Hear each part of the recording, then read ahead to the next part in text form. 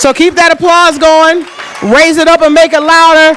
Let's bring our next storyteller to the stage, Maxie. Put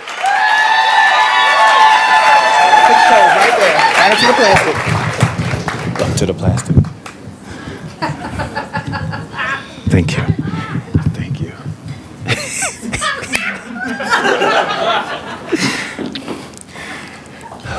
About 15 years ago, I started my career as a Greyhound driver. And you drive Greyhound? As a new Greyhound driver, one thing we did, because the Greyhound passengers were known to be pretty difficult sometimes. So as a new driver, whenever we got the opportunity to ride with a veteran driver, we would observe everything that they would do as far as handling customers. And one thing we observed is whenever they would start out on a schedule, they had their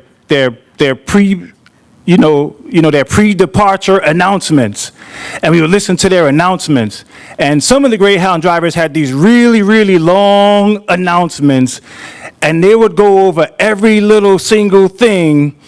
And so one time, this driver had such a long announcement that when we got to the next stop, I asked him, I said, "Hey man, why do you give such long announcements?" And he said, "Because you see, these passengers, they're not easy to deal with. So you gotta tell them everything up front. This way they know what they gotta do and what they can't do." He said, "And you see, if you make sure you cover everything before you leave, if anybody doesn't follow the rule, then you could just pull over and put them off the bus." So I was like, "Oh, I got it." And the thing is, we would be riding with these drivers, and they would go over all these rules, and sure enough, a customer wouldn't follow the rule, and they would pull over and put them off the bus. And they did it all the time. So I was like, all right. So then when I became a driver, my first schedule out of New York City was to Montreal in Canada. It was 12:01 a.m. And I get on, I was like, okay, I'm gonna give my pre-boarding announcements, and I go to pick up the microphone, but it didn't work. So I put the microphone back, I got up out of my seat, and I walked down the aisle, and I gave my announcements. And it was something like, "Ladies and gentlemen, welcome aboard Schedule 4036 from New York City to Montreal. The scheduled time to arrive is 8:20 a.m. We're going to make 2 stops, one in Albany and one at the rest area. And ladies and gentlemen, this is a non-smoking schedule that includes in the bathroom. If you have to go to the bathroom, please hold on to the overhead racks and not to people's seats on your way back to the bathroom. If you have a small child with you, please make sure you escort your child to the bathroom. Don't let them go by themselves. Ladies and gentlemen, please keep all your noise down to a minimum. If you have earbuds, make sure you're the only person who hears your music.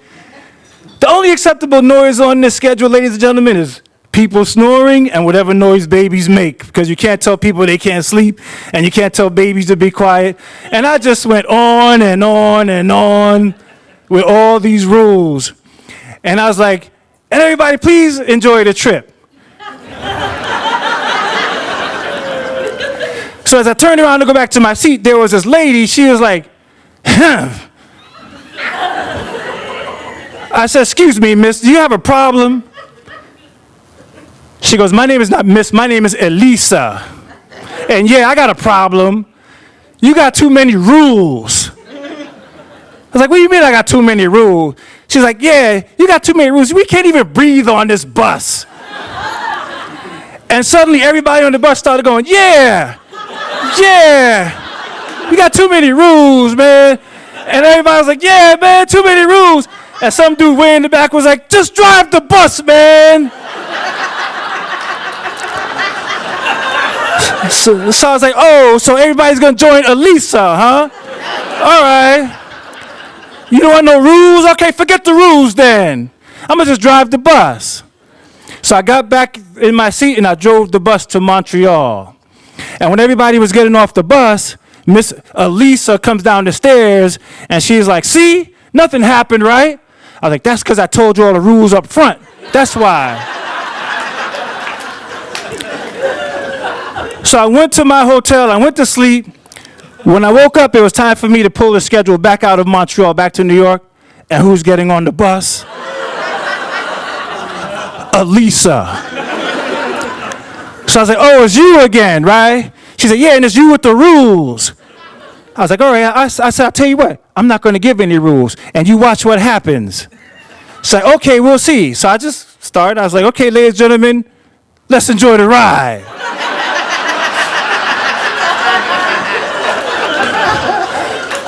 So I'm driving the bus, and I'm like, I'm going to show that Elisa. Watch what's going to happen.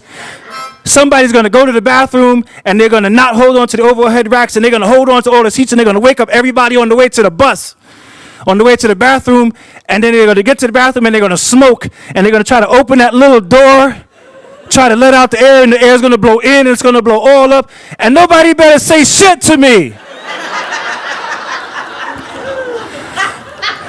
And we got to New York, and you know what? Nothing happened.